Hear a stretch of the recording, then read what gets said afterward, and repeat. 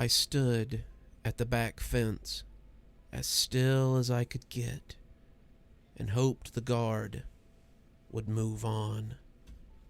"Someone there?"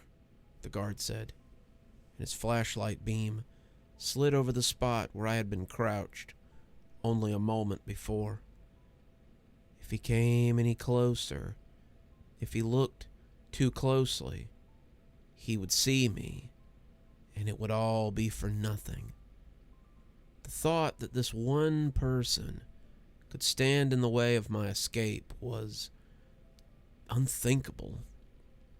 But as I crouched there and tried not to shake, I knew that I would have to run if he caught sight of me. The thought of fleeing Tylerville on foot was not something that appealed to me, but the alternative was even worse. I would run rather than go back to that terrible light. I had to escape so I could help Joseph, James, Margot, and everyone who was trapped in the sewer. I had to escape so that hopefully they could escape. "Come out if you're there. I won't hurt you." I didn't move. I just kept praying that he'd get bored and walk away. Instead, he took another step toward the fence. I just knew that any minute now, he would see me. "Come out where I can see you," he said, his voice taking on a note of fear. "Come out now. I know there's someone there." I stayed still, hoping he didn't have a gun or he might open fire on me out of hand. I counted to 5, then counted to 5 again. When the light turned away, I heard his shoes heading away from the fence, and I had to cover a sigh with my hand. Must just be a cat or something.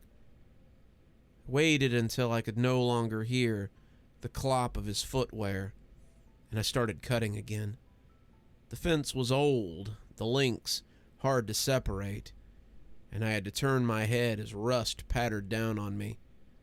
I'd be coughing soon, I could feel it, and as the hole finally came open, wide enough for me to slip in, I covered my mouth as I pulled it back a little. I stepped in, leaving the cutters by the fence so that someone could get them later. But as I slid inside, something pulled my shirt. I winced as it caught on my shirt and pulled the fabric back as I tried to get out of its reach. I was still listening for the sound of those shoes again.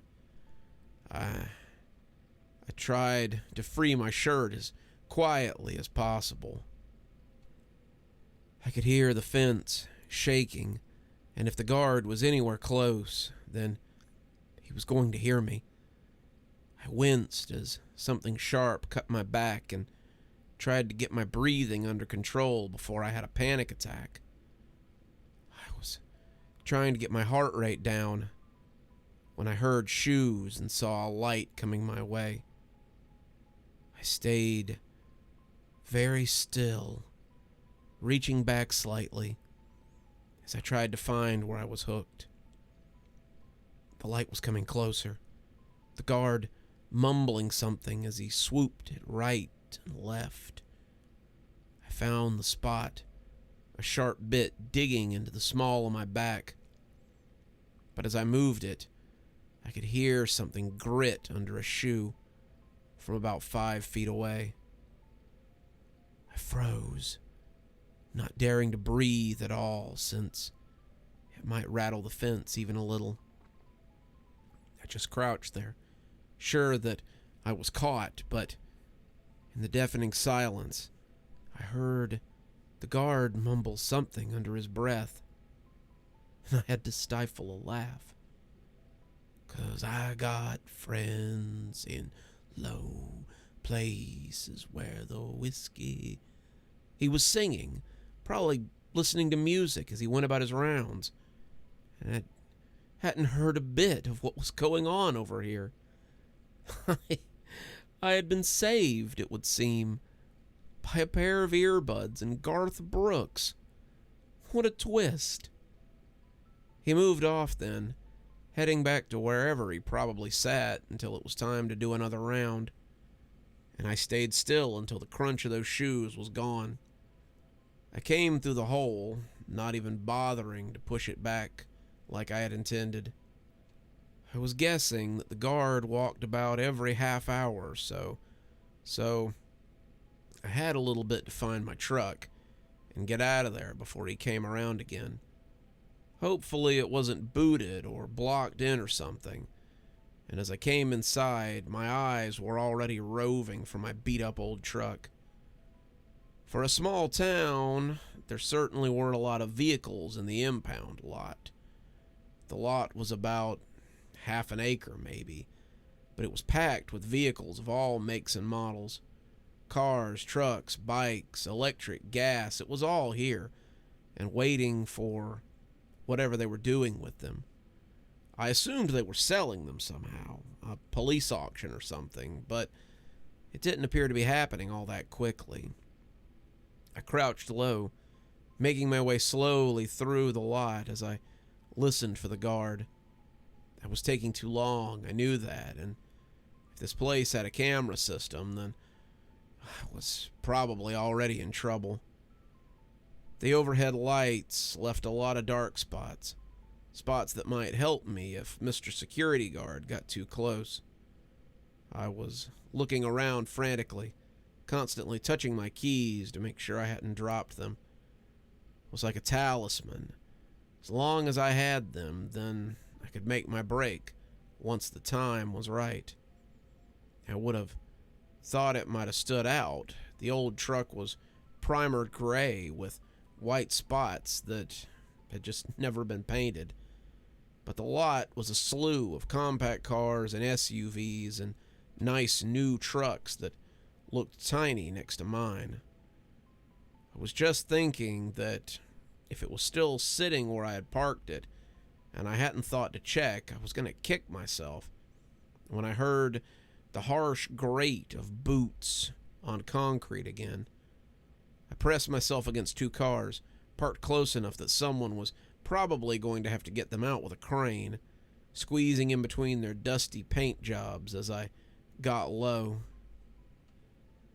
I saw the flashlight and heard him whistling something by Toby Keith, I thought. And when he moved off, I peeked out and came face to face with what I was looking for. There it was, sitting between a hatchback and a Hyundai, looking bored and a little dumb, as if it were just waiting for me to get my ass in line. I came across the little road and judged that I could get out if I was very careful. If there was a gate, then I would go through it, and I would go through Mr. Security Guard, too, if he wanted to get in my way. Like it or not, I was leaving, and as the truck came to life, I was already putting it into gear when a hand closed over my shoulder. I turned, slipping it into neutral by mistake, and doing nothing more than revving my engine like an idiot, as Mr. Security Guard tried to yank me out of the truck. I knew it. I knew I heard somebody. I don't know how you got in, Missy, but I'm glad I caught you. The sheriff will probably give me a promotion for bringing you in. Then I can stop pulling graveyard shift in the impound lot. While he was talking, I'd been looking for something to hit him with. I hadn't brought a gun or a knife or anything, and I didn't usually keep anything heavy in the truck. I was trying to yank away, one hand on the steering wheel while the other was grasping desperately. And when the hand came around the handle of something, I let my adrenaline fuel me as I flung it with all my might. As it flew past me, a corner ruffling my hair, I saw that it was the little TV that had started all this. It was still pristine, still as treacherous as ever, and I knew from experience that while portable, it was very heavy. Heavy enough to end the monologuing of my would-be captor as it crashed into his nose. Blood spurted out as it broke his nose, and I popped the truck into drive as his fingers loosened, and I drove off as the door slammed shut and he fell against the hatchback beside me. I glanced in the rearview mirror to see him slumped against the piece of old car, looking dazed as his nose poured blood. The gate wasn't locked, and it snarled angrily as I came through it and put the pedal to the metal as I drove for home. The town of Tylerville loomed dark and foreboding around me, and I almost expected the buildings themselves to stand up and bar my way. No blue and whites rose up to block my path. No angry mobs surfaced.